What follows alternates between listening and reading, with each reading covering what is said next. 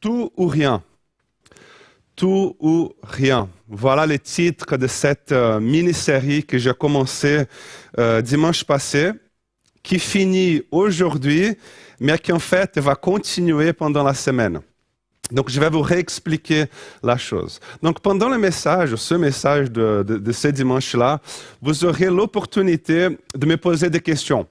Vous aurez l'opportunité de me poser, par exemple, tes doutes, les sujets que tu penses qui mériteraient d'être approfondis. Et puis pendant la semaine, je vais enregistrer une deuxième vidéo sous forme d'interview pour répondre justement à ces questions-là. Et puis pour approfondir aussi les points que je n'ai pas eu l'occasion de les faire pendant le message. OK? En 3 jours, là déjà, on a mis la vidéo en ligne de questions-réponses qu'on a fait. Et puis en moins de 3 jours, nous avons déjà 500 visualisations. Donc c'est excellent. C'est excellent. Et donc, on va faire pareil cette semaine. Donc, pendant le message, vous pouvez me poser des questions, tes doutes, tes crises, tes angoisses. Et puis, comment vous allez faire cela? Je pense que l'image sera bientôt sur l'écran, sur votre écran. Donc, c'est slido.com. Et puis, le code, c'est le cèdre. Le cèdre. Il n'y a pas les hashtags, hein, c'est juste le cèdre. Et puis, vous allez sur slido.com, c'est hyper simple. Slido.com, vous allez écrire le cèdre, le code, et puis après, il y a un deuxième écran qui va s'ouvrir, et à ce moment-là, vous pouvez écrire vos questions, vos doutes. Si tu es d'accord, si tu n'es pas d'accord, vous pouvez écrire ce que vous voulez. Et puis, vous pouvez soit mettre votre nom, prénom, ou poser la question d'une manière anonyme, comme vous voulez. D'accord? Donc, tout ou rien. Des gens qui ont tout, des gens qui ont une bonne santé, des gens qui ont un mariage solide, mais qui vivent une vie comme s'ils n'avaient rien. Ils sont vidés d'essence, ils se sentent vides. Tandis qu'il y en a d'autres qui n'ont rien, en fait, en tout cas, rien de valeur terrestre, mais qui ont tout. Pourquoi? Parce qu'ils ont découvert la vraie valeur de leur existence. La semaine passée, je vous ai parlé d'Abraham. Et si vous n'avez pas encore eu l'occasion de le voir, je vous l'encourage à le faire. Parce que le message d'aujourd'hui, je dirais, il est en complément du message de dimanche passé. Donc, vous avez encore aujourd'hui toute la journée, après, pendant cette semaine. Donc, je vous encourage de le faire. Et puis aujourd'hui, le personnage que je choisis, c'est Moïse. Nous allons parler de Moïse. Donc, si vous voulez laisser votre Bible ouverte déjà dans le chapitre d'Exode, du livre d'Exode, le chapitre 33, le texte d'aujourd'hui, il est basé justement sur Exode, le chapitre 33. Moïse, il était quelqu'un qui était habitué à la présence de Dieu. Moïse, il était quelqu'un qui avait cette habitude d'avoir et de voir les manifestations de la présence de Dieu. Et puis le livre d'Exode nous raconte plusieurs de ces manifestations. Ici, au chapitre 33, Dieu, il se manifeste encore une fois. Mais je dirais que cette fois-ci, c'est différent. Parce que si Moïse, il était ici parmi nous pour nous raconter comment est-ce qu'il a vécu la chose, il dirait sûrement: frères et sœurs du cèdre, Dieu, ces jours-là, il était furieux. Il était fâché.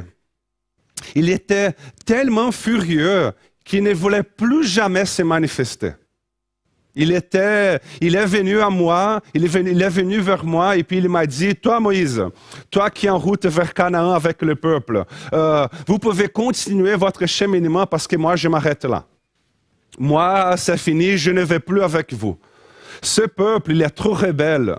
Ce peuple, il ne me connaît pas, il ne m'aime pas, il ne m'obéit pas. Donc, vas-y toi avec eux, parce que moi, je ne continue plus. Moi, je ne marche plus. Je vais vous envoyer un ange, et puis l'ange, il va guider le peuple. L'ange, il va protéger le peuple pendant le voyage. L'ange, il comblera vos besoins. L'ange, il fera tout pour vous, il vous donnera tout ce qu'il faut. Par contre, moi, je m'arrête là. Moi, Dieu, il était fâché, vous voyez. Dieu, il était vraiment fâché. Et puis, pourquoi? Parce que si on lit le chapitre d'avant, le chapitre 32, on voit que le peuple, il venait de construire un veau d'or. Et puis, ils ont adoré le veau d'or. Vous imaginez cela? Ils ont quitté l'Égypte. Ils ont expérimenté la main tout-puissante de Dieu à travers les 10 plaies, à travers tous les signes miraculeux et extraordinaires que Dieu a fait parmi les peuples. Ils ont traversé la mer Rouge. Et puis le peuple, il est là, il est conduit à travers le désert. Et dans le désert, ils expérimentent des choses extraordinaires. Ils mangent du pain qui tombe du ciel. Ils boivent de l'eau qui jaillit littéralement d'un rocher. Et puis, ils construisent un veau d'or pour l'adorer. Vous imaginez cela? Donc Dieu il est furieux. Dieu, il dit, Moïse, moi, je n'irai pas au milieu de vous là. Continuez sans moi. Je vais vous envoyer un ange. Et puis Moïse, ici au verset 7, il nous dit qu'il a pris une tente et la dressa à l'extérieur du camp. Et il appela tente de la rencontre. Puis Moïse alla dans cette tente de la rencontre pour discuter avec Dieu. C'était son habitude d'aller dans cette tente de la rencontre pour discuter avec Dieu. Le verset 11 nous dit que l'Éternel parlait avec Moïse face à face comme un homme parle à son ami. Vous imaginez ça? Dieu et Moïse parlaient face à face comme des amis. Et chaque fois que cela arrivait, une sorte de nuée qui représentait la présence de Dieu, une sorte de nuée se posait sur cette tente-là. Et puis, le peuple, il regardait de loin cette scène. Et puis, il la regardait en adoration. Il regardait cette scène en révérence. Pourquoi? Parce qu'il savait que Dieu, il était là, en train de parler à Moïse. Ainsi donc, Moïse, il va dans la tente de la rencontre pour avoir une discussion en privé avec Dieu. Et puis, moi, j'essaie d'imaginer comment cette discussion s'est passée. Parce que lorsque nous lisons la Bible, en tout cas, c'est mon conseil pour vous, en tout cas, c'est ce que je fais, il faut utiliser l'imagination. Si tu lis la Bible d'une manière, par exemple, et ainsi Dieu parla à Moïse. Et ainsi Moïse parla à l'Éternel. Si tu lis la Bible comme ça, tu risques de t'ennuyer. Donc, utilise ton imagination. Il faut créer un film dans ta tête. Il faut créer un film. Donc moi, j'essaie d'imaginer comment cette scène-là, comment cette discussion s'est passée. Imagine-toi que Moïse est déjà dans la tente, et puis Dieu, il rentre dans la tente, Moïse y est déjà, et puis ils sont là face à face comme des amis. Et puis Dieu se tourne vers Moïse et dit, « Moïse, allez-y toi avec l'ange, parce que moi, j'en ai marre. Moi, je m'arrête là. » Et puis Moïse répond, « Quoi? Mais tu n'iras plus avec nous là? Mais attends, une minute là, Seigneur, parce que tu m'as fait sortir d'Égypte. Tu t'es révélé à moi à travers un buisson en flammes au milieu du désert. Tu m'as appelé. Tu m'as demandé d'aller confronter Pharaon. Tu as fait les 10 plaies en Égypte, des sauterelles partout, des grenouilles, plus de viande à manger parce que tu avais tué tout leur bétail. Tu nous as dit que tu nous amènerais dans la terre promise, la terre de Canaan. Et maintenant, tu dis que tu t'arrêtes là et que tu n'iras plus avec nous. Et tu me dis encore que tu vas envoyer un ange. Un ange. Seigneur, laisse-moi te dire une chose là. Ce ne fut pas un ange qui m'a appelé. Ce ne fut pas un ange qui m'a mis devant Pharaon. Ce ne fut pas un ange qui a mis les paroles dans ma bouche. Ce ne fut pas un ange qui a ouvert la mer Rouge. Je ne parle pas avec un ange, je parle avec toi. Je sers toi et non pas un ange. Écoute voir encore une chose. Bon, peut-être que là, j'exagère un peu. Peut-être que ce n'était pas si intensif que ça. Mais bon, écoute voir, Seigneur. Si tu ne pars pas, alors moi non plus. Moi non plus, moi je m'arrête là aussi. Moi, le peuple n'aura qu'à rester dans le désert, débrouille-toi, trouve quelqu'un d'autre, parce que moi, je reste là. Moi, je ne pars plus. En fait, c'est ce qu'il dit ici, au verset 15. Il dit, si tu ne marches pas toi-même avec nous, ne nous fais pas partir d'ici. Alors maintenant, entre nous là, Est-ce que vous croyez vraiment qu'il a dit comme ça? Si tu ne marches pas toi-même avec nous, ne nous fais pas partie d'ici. Hein? Non, c'est évident que non, parce que Moïse ici, il est dans le désespoir. Il est dans le désespoir. Dieu, tout à coup, au milieu du désert, il lui dit, je ne marche plus avec vous, les amis, c'est fini. Et puis Moïse dit, mais pardon? Et puis à ce moment-là, vous voyez, j'ai l'impression que Moïse, il est l'opposé d'Abraham. En tout cas, on va dire qu'il est un opposé complémentaire. OK? Parce qu'Abraham, lui aussi, il a été appelé d'un endroit et a aussi été conduit dans la terre de Canaan, hein, dans la terre promise. Et Dieu a promis de donner un fils à Abraham. Dieu a promis de donner Isaac. Et Dieu a donné Isaac. Dieu lui a donné un fils. Et puis Dieu, à un moment donné, demande à Abraham de lui offrir Isaac en sacrifice. Abraham, je veux Isaac. Je veux Isaac. Tandis qu'avec Moïse, c'est différent. Moïse, lui aussi, il a été appelé d'un endroit et Dieu a promis le conduire dans la terre de Canaan, dans la terre promise. Et pendant le voyage, Dieu lui dit, Moïse, moi je m'arrête là, je n'avance plus. Mais je vais vous envoyer un ange. Et l'ange, il vous guidera. L'ange, il vous comblera. L'ange, il vous protégera contre tout le mal. Maintenant, imagine-toi qui nous regarde là ce matin, aujourd'hui. Imagine si Dieu te promettait la chose suivante. Imagine qu'il te promettait que jusqu'à la fin de ta vie, tu sauras toujours quelle décision prendre. Tu sauras toujours quelle direction aller. Rien ne te manquera. Rien. Et tu seras toujours en bonne santé et protégé contre tout le mal. C'est une promesse. Jusqu'à la fin de ta vie. Est-ce que tu acceptes? Hein? Qui n'accepterait pas en fait? Plus d'indécision, plus rien ne te manquera. Tu seras blindé, protégé contre tout le mal, contre tout le coronavirus, parce que tu auras un ange pour te protéger, pour te guider, pour te combler 24 heures sur 7. Avec Abraham, Dieu dit, Abraham, donne-moi Isaac. Et Isaac, vous voyez, Isaac, il était tout pour Abraham. Isaac, il était le fils de la promesse. S'il n'y a pas Isaac, le projet n'avance pas. Donc donner Isaac signifie donner tout. Signifie faire ses valises et rentrer à la maison. Donc plus de rêves, rien, plus d'espérance, le rêve est fini. Ainsi donc, Isaac signifie tout. Et Dieu dit à Abraham, je veux Isaac, donne-moi tout, tout, parce que je veux savoir si tu es capable de vivre avec moi et plus rien d'autre. Tandis qu'avec Moïse, c'est l'opposé. Moïse, je te donne tout. Mais Moïse, je n'y vais pas. Mais moi, je n'y vais pas. Je veux savoir si tu es capable de vivre avec tout sans moi. Avec Abraham, c'est avec moi et plus rien d'autre.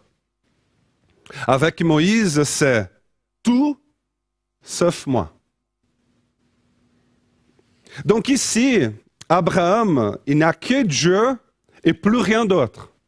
Il n'y a que Dieu et plus rien d'autre. Et ici, Moïse, il a tout sauf Dieu. Et Moïse répond, pas possible, Seigneur. Pas possible. Si tu me donnes tout, mais toi-même, tu ne pars pas, alors le tout que tu me donneras ne fera aucune différence. Pourquoi? Regardez ce que Moïse dit ici, hein, Exode 33, le verset 16. Il dit, si tu ne nous accompagnes pas, Comment pourra-t-on savoir que tu nous accordes ta faveur à ton peuple et à moi? Seule ta présence peut nous distinguer des autres nations de la terre. Seule ta présence peut nous distinguer des autres peuples de la terre. Donc, ce que Moïse est en train de dire, c'est « Nous ne voulons pas tes faveurs, Seigneur. Nous ne voulons pas tes bénédictions, Seigneur. Nous voulons ta compagnie. Nous ne voulons pas tes bénédictions. Nous voulons ta présence, Seigneur. » Et c'est très juste ce qu'il dit ici. C'est très, très juste ce qu'il dit là. Pourquoi? Parce que les faveurs de Dieu ne sont pas exclusives, uniques et réservées à nous qui avons la foi en Dieu. Il y a des gens qui pensent que oui. Mais Jésus dit même que Dieu, il fait lever le soleil aussi bien sur les méchants que sur les bons. Et Jésus continue, Jésus dit qu'il fait pleuvoir sur ceux qui sont fidèles comme sur ceux qui ne le sont pas. Et la Bible dit que Dieu soutient en vie même ceux qui le rejettent. C'est ce que la Bible nous enseigne. Donc, les faveurs de Dieu ne sont pas exclusives au peuple de Dieu. Mais bon, la question ici n'est pas cela en fait. La question n'est pas le tout que Dieu me donne. Ce n'est pas cela qui fait vraiment la différence. Ce qui fait la différence, c'est si Dieu est présent dans ma vie ou pas. Ce qui fait la différence, c'est si Dieu est présent dans ta vie ou pas. Ce que Moïse est en train de dire ici, c'est « Seigneur, qu'est-ce qui peut nous distinguer des autres peuples de la terre? Qu'est-ce qui fera la différence dans nos vies? Qu'est-ce qui peut nous distinguer des autres peuples de la terre? Tes faveurs? Tes bénédictions? Non. Seule ta présence au milieu de nous. Donc, Seigneur, si tu ne marches pas, la discussion s'arrête là. Seigneur, il n'y a plus raison de continuer le chemin. Donc, en résumé, ça sert à quoi, Seigneur, de recevoir tes faveurs? Ça sert à quoi de recevoir tes bénédictions si nous n'avons pas ta compagnie? Si nous n'avons pas ta présence parmi nous? Parce que, Seigneur, dimanche passé, tu nous as enseigné que nous pouvons vivre sans rien, mais si nous avons ta compagnie, c'est suffisant. C'est quoi maintenant, Seigneur, cette histoire-là que tu nous proposes? D'avoir une vie dans laquelle nous avons tout sauf ta présence. Là, ce n'est pas assez. Vous voyez, c'est la mathématique biblique. C'est la mathématique biblique. Dieu plus rien d'autre, c'est suffisant. Tout sauf Dieu, ce n'est pas assez. Dieu plus rien d'autre, c'est suffisant. Tout sauf Dieu, ce n'est pas assez. C'est ce qu'il dit le psalmiste au psaume 16. Il dit « Seigneur, tu es mon bien suprême ». Autrement dit, Seigneur, je n'ai rien à part toi, Seigneur. Tu es mon bien suprême. Mais tout sauf Dieu, ce n'est pas assez. C'est ce que va nous dire le psaume 106. Il nous dit que c'est bien possible que Dieu accomplisse tous nos désirs, mais que même ainsi nous continuons avec l'âme infirme. C'est bien possible que Dieu accomplisse tous mes désirs et me donne tout ce que je pense être le bonheur, et pourtant ne me pas sentir complet. Et pourtant porter encore avec moi de la tristesse au fond de moi. Parce que Dieu et rien d'autre, c'est suffisant. Mais tout, sauf Dieu, ce n'est pas assez. L'évangile de Luc, il nous raconte l'histoire des 10 lépreux, le moment où Jésus il a guéri 10 lépreux. Alors, combien parmi eux sont revenus pour le remercier? Un seul. Un seul lépreux est venu pour le remercier. Maintenant, quel est le plus grand désir d'un lépreux? Quel est le plus grand désir d'un aveugle de naissance? Quel est le plus grand désir d'un paralytique qui attend 38 ans pour sa guérison? C'est la guérison. C'est leur guérison. Ils veulent voir, ils veulent marcher, ils veulent vivre une vie normale, quoi. Donc, dans ces cas-là, les 10 lépreux sont guéris. Et puis, tout à coup, ils sont là. Eux, ils se voient guéris. Eux, ils n'y croient pas. Et puis, parce que tout ce qu'ils ont toujours voulu, tout ce qu'ils ont toujours désiré est arrivé.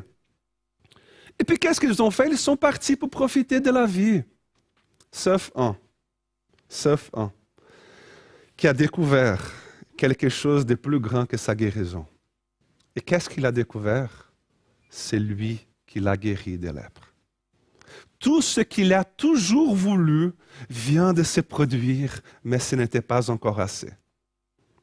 Alors il revient pour discuter avec celui qui a rendu possible tout ce qu'il désirait.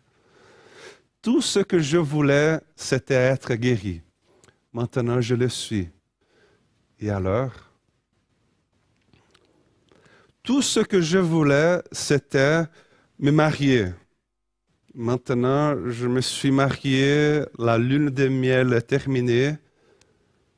Et alors? Tout ce que je voulais, c'était avoir un enfant. Maintenant, l'enfant est né. Il n'arrête pas de grandir. Et alors? Tout ce que je voulais, c'était marier mes enfants. Maintenant, tous mes enfants sont mariés. Il ne reste que ma femme et moi à la maison. Et alors? Tout n'est pas assez. C'est ce que Dieu est en train de dire. À Abraham, il dit, Abraham, je veux savoir si tu es capable de vivre avec moi et plus rien d'autre. À Moïse, il dit, Moïse, je veux savoir si tu es capable de vivre avec tout, mais sans moi. Et Moïse répond, tout, sauf ta présence, pas possible. Abraham répond, ta présence et plus rien d'autre. Ok, ça joue. Tu veux Isaac? Voici Isaac. Vous savez, c'est notre grande tentation avec Dieu. C'est de vivre avec Dieu entre ce tout et ce rien. Nous mesurons notre relation avec Dieu entre ces deux opposés-là. Si Dieu me bénit ou s'il ne me bénit pas. Si Dieu me donne les réponses que je cherche ou s'il ne me donne pas les réponses que je cherche. Si Dieu me donne ce que je désire ou si Dieu ne me donne pas ce que je désire. Donc vous voyez, Dieu il devient un simple garde, un simple protecteur de ce qui nous fait du bien et nous rend heureux. Et notre relation avec lui risque d'être basée sur ce que nous n'avons pas, ou ce que nous avons perdu, ou sur ce qu'il nous a déjà donné. Mais Dieu nous invite à ne pas nous effronter dans le manque et à ne pas nous éblouir dans l'abondance. En fait, c'est une invitation à lui faire confiance dans la tourmente, donc le moment du rien, et à ne pas l'oublier dans la prospérité, dans le moment du tout. Donc, comment être fidèle et craignant Dieu lorsque tout va bien? C'est ce que Moïse nous enseigne ici, en fait. C'est Moïse. Tout, sauf Dieu, c'est comme si n'était rien. Pourquoi? Parce que c'est Dieu qui nous donne la condition de profiter de ce tout. Et que c'est triste de rencontrer des gens et de penser, elle ou il, apportant tout ce qu'il faut pour être heureux. Elle ou ils apportant tout ce qu'il faut pour être heureux, être en paix. Et c'est très difficile, vous voyez, parce que si au moins la personne, elle avait une raison pour sa détresse, genre, pourquoi tu te sens si incomplète, vide, triste? Ah, c'est parce que j'ai perdu ma maison. Ah, c'est parce que mon enfant, il est malade, il est hospitalisé. Ah, c'est parce que je n'ai pas réussi mon examen. C'est compréhensible. La personne, elle a une raison. Mais quand tu n'as pas de raison, pourquoi es-tu malheureux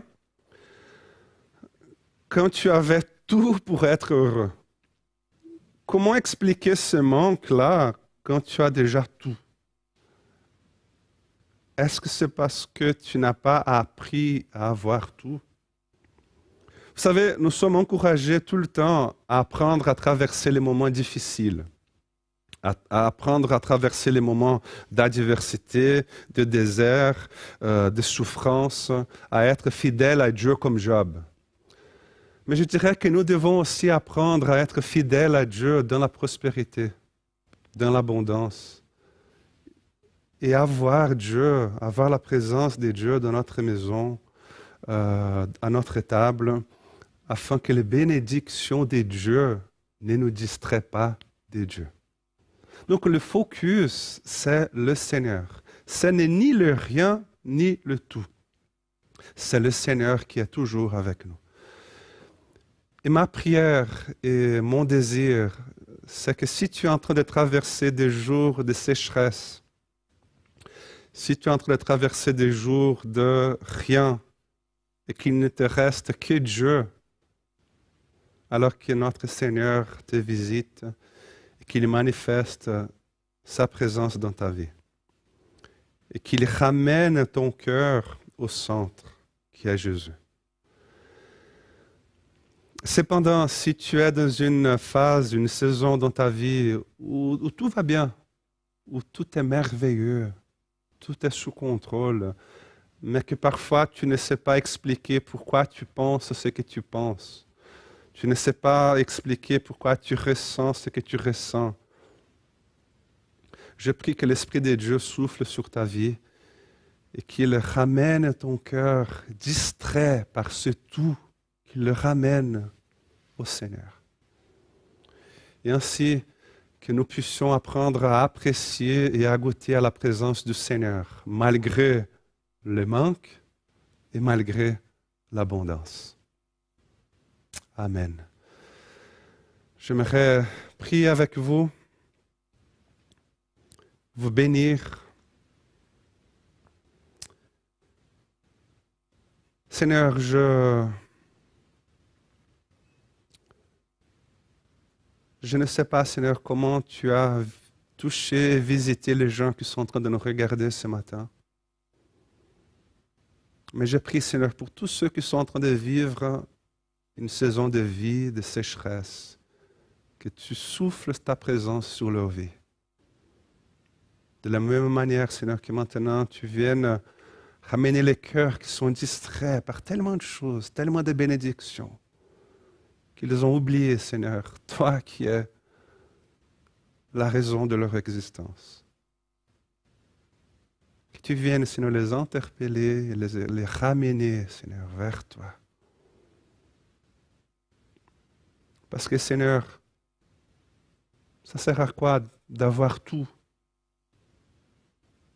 si nous n'avons pas ta compagnie, Seigneur?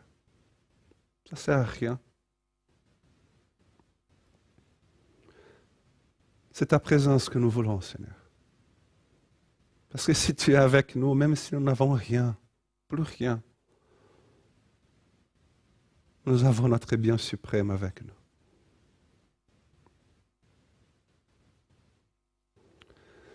Donc, Seigneur, viens bénir et toucher les vies qui sont dans l'abondance, dans les besoins. Viens nous toucher, Seigneur. Au nom de Jésus, je prie. Viens nous visiter.